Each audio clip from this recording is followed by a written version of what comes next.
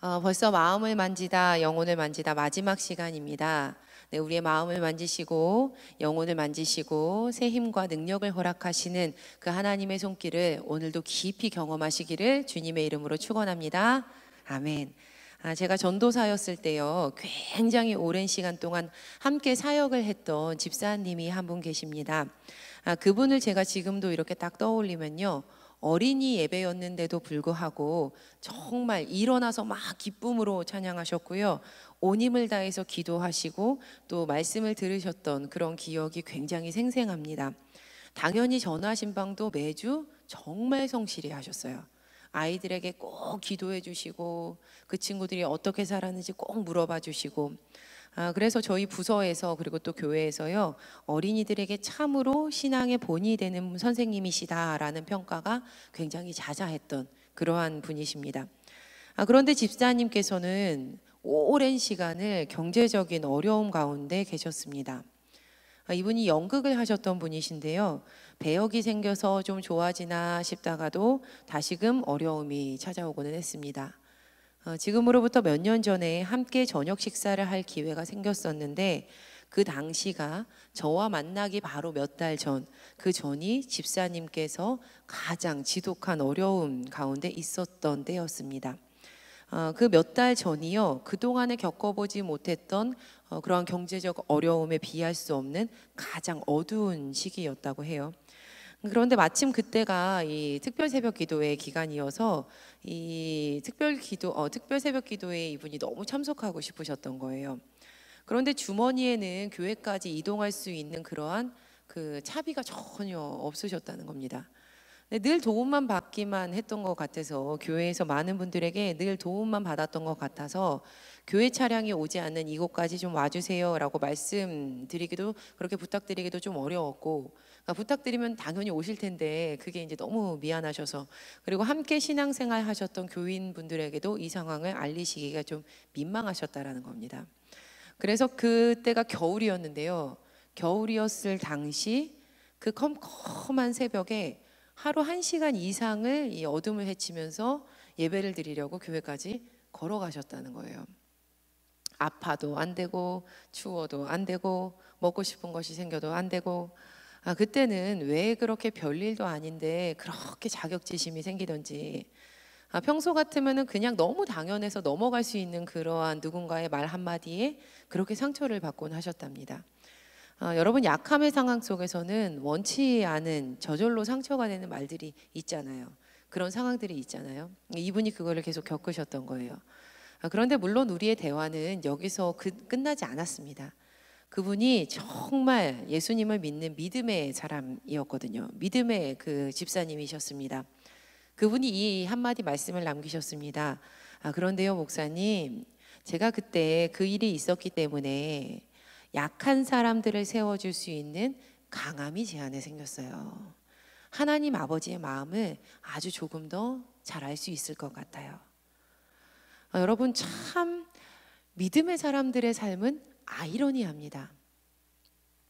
세상은 우리에게 네가 약하다면 더 아파지거나 죽는 것이 더 당연하다라고 말을 합니다.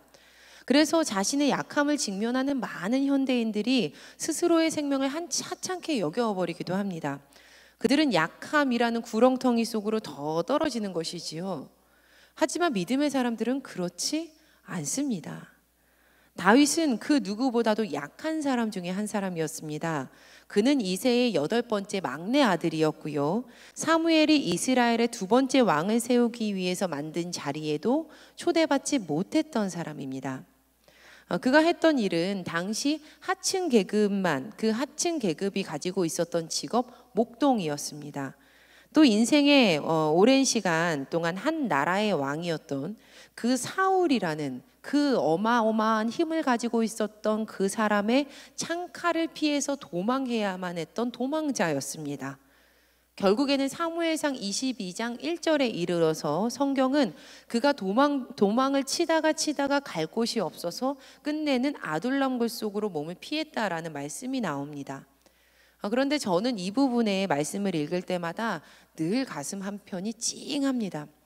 왜냐하면 당시 다윗이 얼마나 약했고 얼마나 힘들었을까, 얼마나 그의 인생이 절망적이었을까. 사람의 눈으로 보았을 때 다윗의 약한 인생이요 참 비참합니다. 참 나약하고 굉장히 불쌍해 보여요. 도망을 치다 갈 데가 없어서 아둘람 굴속으로 들어가 있는 그 모습. 그러나 참 흥미롭게도 이 부분에서부터 반전이 일어납니다. 그가 약했기 때문에 강하신 하나님을 의지할 수 있었다라는 겁니다. 그가 쓴 시편은요, 다윗이 얼마나 하나님을 의지하고 있는지를 강하게 드러내줍니다. 우리 시편 59편 16절에서 17절까지의 말씀을 한번 읽어보시면서 그가 얼마나 하나님을 의지하고 있었는지를 보시도록 하겠습니다. 함께 읽겠습니다. 시작. 나는 주의 힘을 노래하며 아침에 주의 인자하심을 높이 부르리오니 주는 나의 요새이시며 나의 환난 날의 피난처이심이니이다. 나의 힘이시여 내가 주께 찬송하오리니 하나님은 나의 요새이시며 나를 긍휼히 여기시는 하나님이시니이다. 아멘. 결과적으로요 그의 약함은요 이스라엘 역사상 그를 최고의 선왕이 되도록 만드는 강함으로 변했습니다. 더불어 아둘람 굴속에서 모여들었던 이 약한 이들 또한 견고한 다윗의 왕가를 세우는데 큰 몫을 행하는 굉장히 강한 사람들로 변화가 되었습니다. 왕이 된 후에 다윗은요 이 모든 일련의 인생의 과정의 모든 일들이 하나님께서 하신 일이다 라고 그가 이렇게 고백을 합니다. 사무엘하 7장 18절 보니까요 다윗이 여호와 앞에 들어가 앉아서 이르되 주 여호와여 나는 누구이오며 내 집이 무엇이기에 나를 여기까지 이르게 하셨나이까 하면서 하나님께 감사의 고백을 드립니다. 여러분 우리 또한 다윗과 마찬가지입니다. 하나님을 믿는 이들의 삶은요 위와 아래가 완전히 바뀌어서 전복되는 것과도 같습니다. 나의 약함이요 오히려 그분의 강함을 드러내는 강력한 도구가 되는 것입니다. 왜냐하면 하나님 안에 있을 때 우리가 하나님 안에 있을 때 나는 나의 약함으로만 살 것이 아니기 때문입니다. 찬송가 543장 어려운 일 당할 때의 후렴은 이렇게 시작을 합니다. 세월 지나갈수록 의지할 것뿐일세. 그런데요 제가 매년 느끼는 게요 정말 어르신들이 대단하구나 이거를 느끼고 있습니다. 매년 인생이 가면 갈수록요 인간의 약함을 인정하는 것밖에 남지 않겠다라는 사실을 제가 고백을 합니다. 하지만 찬송이요 곧 이렇게 변하죠. 무슨 일을 당해도 예수 의지합니다. 우리 함께 찬양 불러보실까요? 어려운 일 당할 때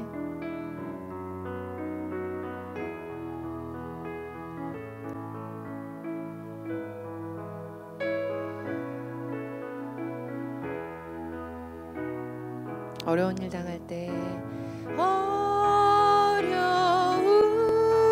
일 당할 때 나의 믿음 적으나 의지하는 내 주를 더욱 의지합니다.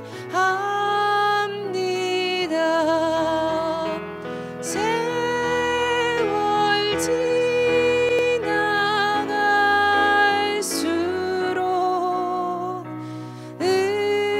지나갈수록 의지할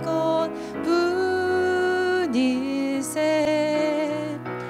무슨 일을 당해도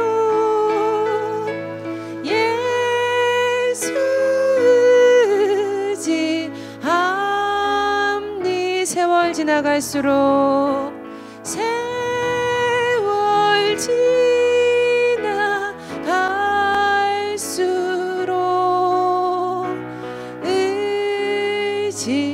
의지할 것뿐일세. 무슨 일을 당해도 예수님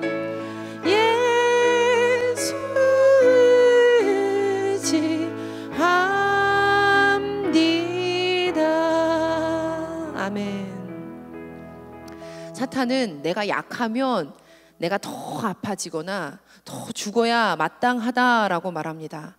하지만 그리스도인들은 이 말에 동의할 수 없습니다. 주님을 따르는 사람들은 약하기 때문에 도리어 더 강해집니다. 왜냐하면 세월이 지나가면 지나갈수록 우리는 가장 명확하고 분명하신 분에게 의지해야 한다라는 사실을 깨닫게 되기 때문입니다. 이 찬양의 가사처럼 그리스도인들은 무슨 일을 당해도 예수 의지합니다. 우리는 예수님을 의지합니다. 할렐루야, 아멘. 여러분, 바울 또한 이러한 믿음의 역설 가운데 살았던 인물이었습니다. 사실 바울은요, 다윗과는 다릅니다. 다윗과는 달리 태어날 때부터 굉장히 잘난 사람이었습니다. 바울은요, 길리기아 지역의 수도였고 헬라 교육의 중심 도시였던 이 다소에서 태어났습니다. 이 다소에서 태어났던 유대인 중에 유대인이 바로 이 바울이었습니다. 다소는요, 지리적으로 동서를 연결하는 중요한 중개무역 도시였습니다. 다른 무역 도시와 마찬가지로 이 다소 또한 경제적으로 호황을 누리고 있었고 또 모든 학문이 밀집되는 중요한 이 학문이 발달했던 곳이었습니다. 그런데 이 바울은요, 이곳에서 당시 유명한 학자였던 가말리엘에게서 그 율법의 엄한 교육을 받았습니다. 또 그는 태어나면서부터 로마의 시민권자였는데 지금도 선진국의 시민권을 가지고 있다라는 그 사람에 대해서 굉장한 보호가 이루어지고 있고 또 그에 따른 힘과 혜택이 참 큰 것을 우리가 알 수 있습니다. 그런데 고대 사회라면 더욱이 그 사회가 로마 제국이었다면 이루 말할 필요가 없었겠죠. 만약 누군가가 로마 시민권을 돈으로 획득하려고 했다라고 하면 성인이 2년 동안 모든 돈을 쓰지 않고 다 모은 돈, 약 500드라크마 이상의 돈이 필요했다라고 합니다. 이처럼 그가 가졌던 로마의 시민권은, 이 시민권은 아무나 쉽게 얻을 수 있는 종류의 것이 아니었습니다.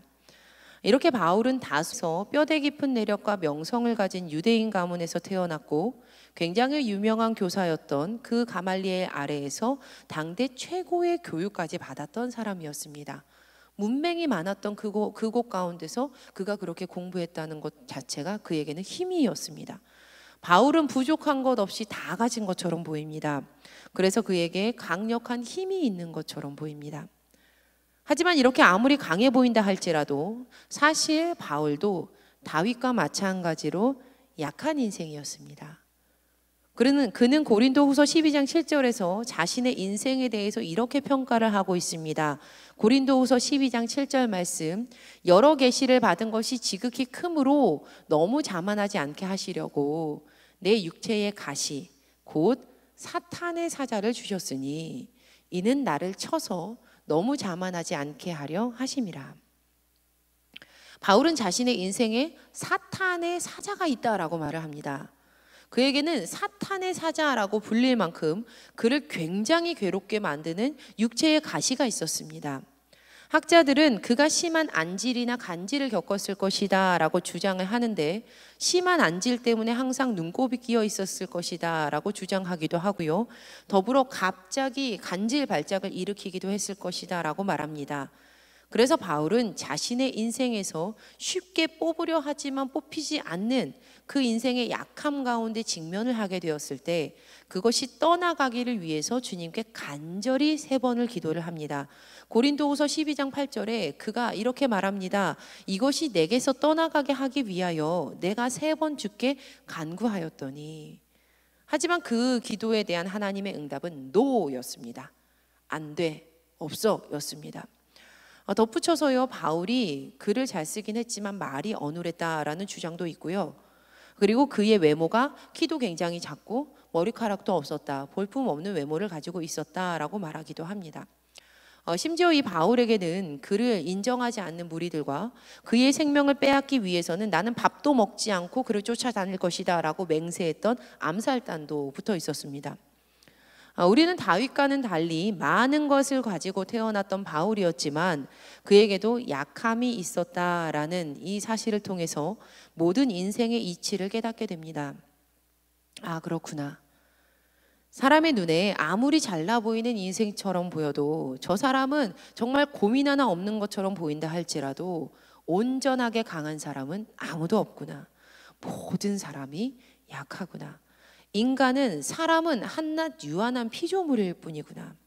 여러분, 다 함께 시편의 말씀을 함께 두 군데 읽어보시겠습니다. 먼저 시편 103편 15절 말씀입니다. 시작. 인생은 그날이 풀과 같으며 그 영화가 들의 꽃과 같도다. 시편 146편 3절 말씀입니다. 귀인들을 의지하지 말며 도울 힘이 없는 인생도 의지하지 말지니. 우리가 읽은 시편의 말씀이 세상의 모든 인생을, 저를 포함한 모든 인생을 요약하는 것 같습니다.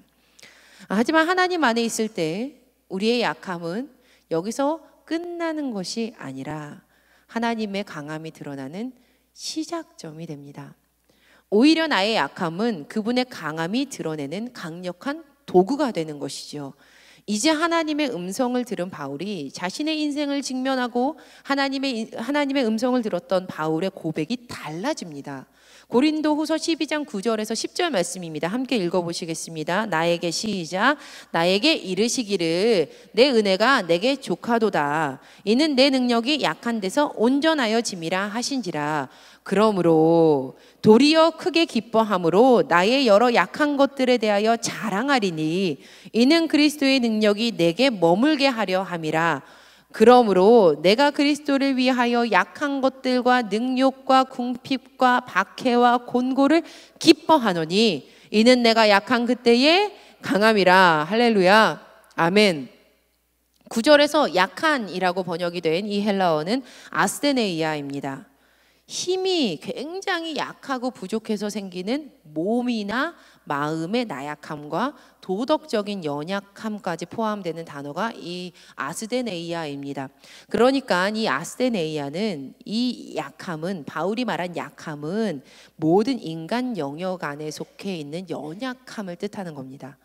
마음도 약하고요, 몸도 약하고요, 도덕적으로도 약한 거예요. 그 모든 약함이 바로 이 아스데네이아입니다.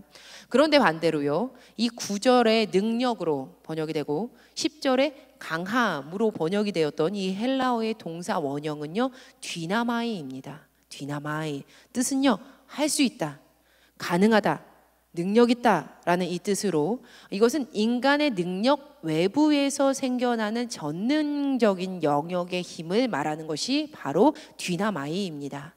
디나마이, 디나미스, 여기서요 이 단어에서 폭탄을 의미하는 영어 단어 다이너마이트가 나옵니다. 바울이요 내가 약한 그때의 강함이라 라고 고백한 의미는, 바울이 약했을 때 예수님 믿으니까 갑자기 그 안에서 힘이 세워졌기 때문이 아니었습니다. 그는 여전히 사탄의 가시를 약함 가운데 품고 있었던 그러한 사람이었지만 분명 그에게 전능하신 그 하나님의 강력한 힘이 임하였고 그의 외부로부터 그분의 강력한 능력이 드러났다라는 의미입니다. 그래서 바울은 여전히 자신의 약함 가운데 있음에도 불구하고 도리어 크게 기뻐합니다. 왜냐하면 바울이 약했을 그때에 하나님의 강함이 마치 폭탄처럼 강력하게 드러났고 또 강력하게 드러날 것이기 때문이었습니다. 사랑하는 여러분, 혹시 지금 이 자리에서 나의 연약함 때문에 괴로움 가운데 계신 분들이 계십니까? 그렇다면 절대 인간의 연약함을 보지 마시기 바랍니다. 결코 상황에 매몰되지 마시기 바랍니다. 눈을 들어서 전능하신 그 하나님의 강함, 그 폭탄과도 같은 강력한 하나님의 그 능력을 바라보시기를 간절히 축원합니다. 믿음의 사람들은요 약해 보았기 때문에 약한 이들을 세울 수 있는 강함을 경험할 수 있게 되는 사람들입니다. 여러분, 아둘람 동굴의 경험이 있었기 때문에요 하나님을 의지하는 강함이 생긴 것입니다. 사실 우리의 인생이 참 약한 인생이기 때문에 하나님의 전능하심이 드러날 수 있는 것입니다. 하나님께서는요 우리가 그 약함 가운데서 하나님을 바라보면서 하나님의 강함을 요청을 할 때 결코 우리를 외면하지 않으시는 분이십니다. 그렇습니다. 하나님께서는요 인간의 연약함이 하나님의 강함이 될 수 있도록 해주십니다. 하나님께서는 약한 인간들의, 약한 사람들의, 그들의 기도를 외면치 않으시는 분이십니다. 하나님께서는 도리어 약함 속에 거하는 이들의 편에 서시는 분이십니다. 구약 성경에서는 누구보다도 나약하고 도움을 필요한 이들이 그들을 대표하는 세 부류의 사람들이 등장을 합니다. 바로 고아와 과부와 객이에요. 하나님께서는 직접 이들의 복지를 위해서 구체적으로 법을 만들어 주시기도 하셨습니다. 특별히 당시 과부는요, 세상 어느 누구보다도 하찮게 그 대우를 받았던 사람 중에 한 사람입니다. 그도 그럴 것이 인권이나 생활권이 전혀 없었던, 당시 인권이나 생활권이 전혀 없었던 그 여성이 남편을 잃었으니까 더 말할 필요가 없겠죠. 창세기 38장 14절을 보면요, 유다의 며느리 다말이 과부의 의복을 벗고 너울로 얼굴을 가리는 장면이 나옵니다. 이 장면으로 미루어 보았을 때 당시 과부들은 애도하는 그 때가 되었을 때 애도를 하기 위해서 따로 과부이다라는 것을 드러내는 옷을 입었다라는 것을 우리가 알 수 있습니다. 그러니까 누가 봐도 저 사람은 과부구나. 도움받을 곳도 없고 생활도 홀로 할 수 없는 힘이 없고 나약한 사람이구나라는 것을 알 수 있었다라는 것입니다. 덧붙여서 당시 사람들은요, 나오미가 스스로에 대해서 그렇게 표현을 했듯이 이렇게 과부가 되었던 이들에 대해서는 재앙을 받은 것이고 수치스러운 것이다 라고 이렇게 생각을 했습니다. 하지만 하나님께는 그렇지 않았습니다. 하나님께서는 그들에게 특별한 관심을 가지고 계셨습니다. 하나님께서는 포도를 거둘 때, 곡식을 수확할 때, 또 그들의 송사에 어려움이 생겼을 때 등등등 직접 법까지 제정을 하시면서 그들을 보호하시고 도우셨습니다. 또 신약에서도 우리의 구원자 되시는 예수님께서 약한 이들을 불쌍하게 여기시고 특별히 관심을 가지셨으며 그들을 학대하는 사람들을 책망하시기까지 하셨습니다. 성경은 하나님께서 약한 인생들을 사는 이들에게 행하셨던 바를 따라서, 하나님께서 그들에게 하셨던 바를 따라서 우리 또한 그들을 외면하지 말아라 라고 요청을 합니다. 심지어 그렇게 약함 가운데 있는 이들을 존대하라 라고까지 말씀하십니다. 그들이 어려우니까 그냥 받아줘. 그들이 불쌍하니까 불쌍하다고 생각해서 그냥 봐줘 라고 말씀하지 않으셨어요. 하나님께서는요, 그들을 존대하라 라고 말씀하십니다. 왜냐하면 하나님께서 그들을 존대하셨기 때문입니다. 존귀하게 여기라라는 말씀이신 거죠. 하나님이 존귀하게 여기셨기 때문입니다. 그런데 대체로 사람들이요, 상대방을, 어떤 사람들을 존대하고 존귀하게 여길 때는 이럴 때입니다. 상대방이 높은 직책을 가지고 있을 때, 그 사람이 부를 누리고 있을 때, 세상적으로 더 잘난 무언가 그에게 있었던 그러한 부분이 있을 때, 한마디로 사람들은 힘이 있고 강할 때 존귀한 대접을 받습니다. 하지만 성경은 우리에게 우리가 가지고 있는 인간적인 세계관을 뒤집어 버리고 있습니다. 약함 가운데 있는 이들이 강한 힘을 가지고 있는 것처럼 존귀하게 여기라는 겁니다. 그들이 많은 것을 가지고 있고 부요하고 그들이 정말 세상 가운데 대단한 사람인 것처럼 존귀하고 존대하라고 여기 그렇게 말씀하는 겁니다. 왜냐하면 하나님께서 그렇게 하셨기 때문이라는 거죠. 그런데 사람들은요, 사실 우리는요, 누군가의 약함을 알게 되었을 때, 누군가의 약함을 보게 되었을 때 존귀하게 생각하지 않습니다. 이것은 비단 상대방을 보는 것뿐만 아니라 나 자신을 볼 때에도 마찬가지입니다. 물질이 많았을 때는 참 좋았는데 빈털터리가 된 모습을 보니까 눈을 감고 싶은 거예요. 육체에 연약함이 생기니까 참 부끄럽기만 합니다. 가정의 문제로 약함에 갇히고 보니까 왜 이렇게 위축이 되는지 모르겠습니다. 하나님께서는요, 우리 모두의 약함과 심지어 죄인이 되어서 하나님과 원수가 되었던 그러한 모습까지도 존귀하게 여기시면서 하나님의 자녀야 라는 그 위치까지 강하게 만들어 주셨는데, 우리는 너의 모습이, 나의 모습이, 우리 모두의 모습이 조금만 연약해도 뒤돌아서 버리고 싶은 마음이 올라오는 것을 발견하게 됩니다. 저는요, 서대문에 있는 이 감리교신학대학교와 동대학원을 다녔습니다. 그래서 아주 오랜 시간 동안 이 서대문에서 시간을 보냈습니다. 근데 이렇게 오랜 시간 동안 이렇게 늘 오고 가면서 늘 마주쳤던 그 한 아저씨가 있어요. 바로 두 다리를 사용하지 못해서 이 콘크리트 바닥에 앉아서 껌과 이 사탕을 팔고 계셨던 장애를 가진 아저씨였습니다. 심지어 이 아저씨는요, 말도 잘 못하시는 분이셨어요. 그런데 이분의 표정이 참 밝으신 거예요. 그리고 늘 열심히 사십니다. 크리스천이세요. 크리스천, 예수님 믿어요. 그래서 제가요 잘 씹지도 않는 껌을요 뵐 때마다 줄기차게 제가 샀습니다. 근데 그렇게 졸업을 하고 몇 년이 흘렀고 저는 솔직히 잊어버리고 있었죠. 학교를 다녀올 일이 좀 있었습니다.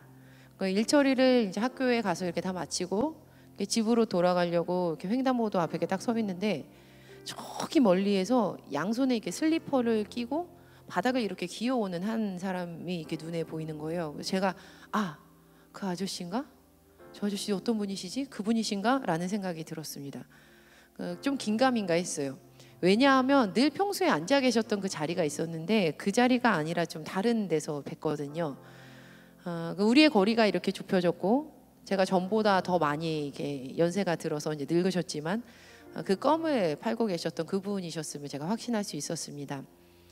제가 이렇게 가서 이렇게 여쭤봤어요. 아저씨 오늘 껌 안 파세요? 이렇게 여쭤봤어요. 근데 아저씨가 환하게 웃으시는 거예요. 정말 세상 너무 환하게 웃으시면서 어떤 말씀하시는지 이해도 되지 않는 말씀을 막 하셨어요. 그리고 그분의 이제 손가락 끝이 있었던 그 손끝을 딱 보니까 한 움큼 이렇게 묶여 있었던 박스가 보였습니다. 바로 껌이 가득했던 그 박스였습니다. 제가 도와드릴까요? 하고서는 이제 같이 이제 쪼그리고 앉아서 이렇게 껌을 이렇게 꺼내드렸어요. 그리고 제 나름에는 그 당시 제 나름에는 큰 금액을 들여서 껌 한 통을 사왔습니다.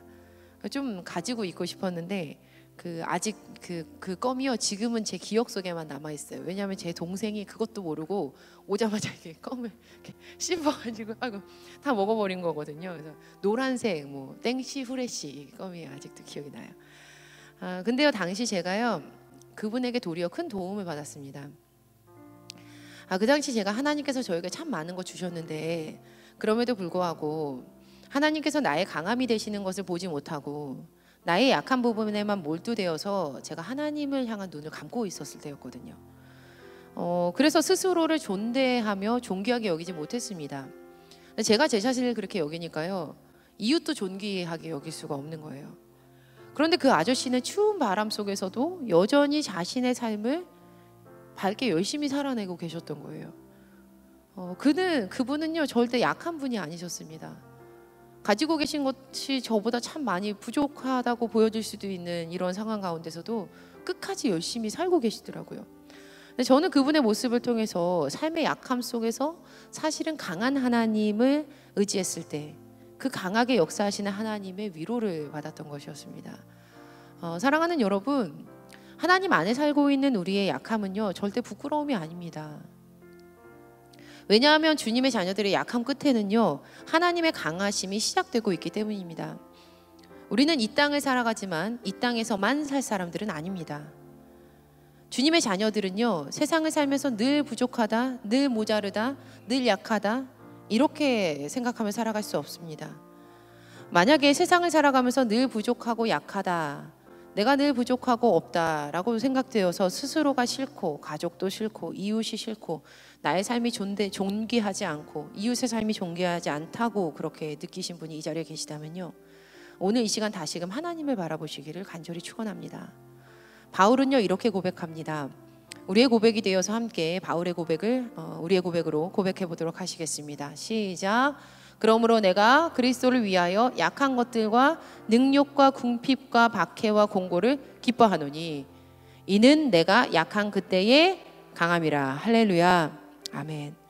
우리에게 강한 힘으로 마음을 만지시고 영혼을 만지시는 하나님 안에서 이 마음을 만지다 영혼을 만지다 시리즈를 마무리하시면서 더 이상은 어떤 세상 가운데 약해지지 마시고 마음이 녹아버려서 우리의 생명을 잃어버리지 마시고 참된 강함을 주 안에서 평생 누리시는 저와 여러분 되시기를 주님의 이름으로 간절히 축원합니다. 아멘. 함께 약할 때 강함 되시네 찬양하시면서 주님 우리의 강함 되어 주시고 상황 가운데 역사하여 주셔서 하나님의 강함을 보여주시옵소서. 기도로 주님 앞으로 한 걸음 더 나아가는 시간 되도록 하시겠습니다.